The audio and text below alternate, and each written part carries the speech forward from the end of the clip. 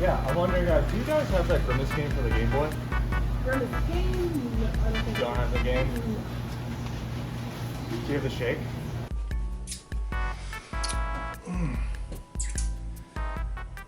Delicious. Anyways, McDonald's decided to release a Game Boy Color game in 2023 to honor Grimace's 52nd birthday. Now, why would a giant fast food corporation release a Game Boy Color game more than 20 years after the system's been discontinued to commemorate a mascot's 52nd birthday? Somebody had to do it. I am the chosen one. Somebody had to do it.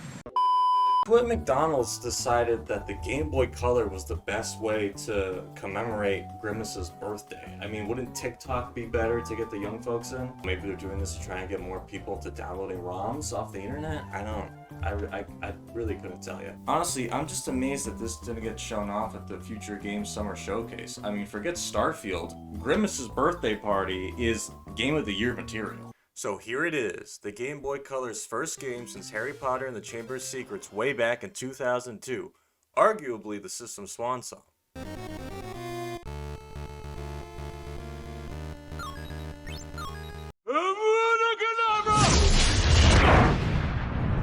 Yeah, let me redact that last statement. But who knows, maybe Grimace will be the swan song of the Game Boy Color. The game starts off with a cutscene where Grimace is throwing an absolute rager at a McDonald's for his birthday, but his best friends Birdie, Hamburglar, and the McNugget buddies are missing, and he needs them there to blow out his candles. With that, he takes out on his own to find his missing friends.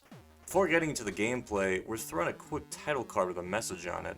I believe the quotes are from members of the dev team as Liam Hamill appears in the credits. Mr. Hamill states, quote, "I peaked when I got invited to my friends Mick D's B-Day party and been chasing that high since." So have I, Hamill. So have I.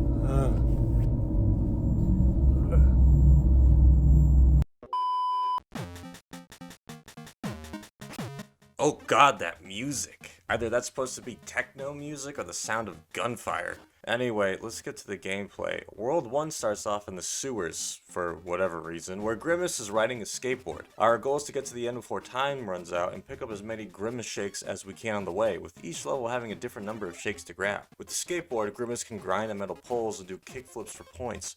Or he can fall on his face and just lay there if you fuck up. There are two different game modes, normal and hard. In normal, you automatically grind on metal poles, while in hard mode, you must hold down on the joystick or down on the D-pad to grind, and you get twice the amount of points for doing so. Normal mode makes grinding much easier, as I felt in hard mode that holding down the joystick was finicky, and Grimace kept eating shit. There are obstacles in the way, such as Happy Meals that make Grimace lose his balance and wipe out. Once you clear the sewers, World 1-2 is set in a ship, power plant. Anyway, the objectives on 1-2 are the same as in 1-1, except now there are broken pipes that spew gas as obstacles and springs to access higher areas. 1-2 is more of a maze than 1-1, and finding all the shakes before time runs out is harder here, especially because the background looks the same everywhere. After completing 1-2, you find the Hamburglar vandalizing some property for corporate advertising before going up to help Birdie, who got stuck on some telephone wires. After that little cutscene, you enter World 2, and World 2 becomes a platformer with the same goal of collecting all the Grimace shakes and reaching the end before the time runs out. Here there are balloons you can nab for extra points and birds that act as obstacles. 2-2 is the same, except there's a bubble machine that puts Grimace in a bubble to float around. You find Birdie and you can finally enjoy Grimace's cake in the form of a minigame in between World 3.